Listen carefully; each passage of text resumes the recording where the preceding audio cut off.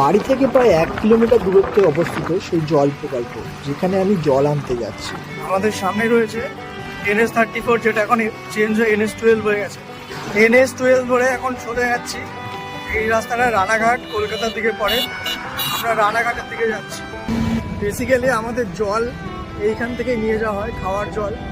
এই রাস্তাটা বেশ খোদরা ভোদরা রাস্তাটা। অনেক দূর দূর থেকে মানুষ আসে প্রত্যেক দিনের খাবারের জল সংগ্রহ করার জন্য। পাশেই রয়েছে এই জল প্রকল্পের বড় একটি অফিস, যেখানে গঙ্গার জল পরিশোধিত হয়ে পানীয় জলে রূপান্তরিত হয়। তো আমি এখন দাঁড়িয়েছি আমাদের এই জল প্রকল্পের সামনে, এখান থেকে আমাদের জল নেওয়া হয়। অনেকেই আসে এই জল প্রকল্পে অনেক বড় বড় ড্রাম নিয়ে প্রত্যেক দিনের খাবারের জল সংগ্রহ করার জন্য।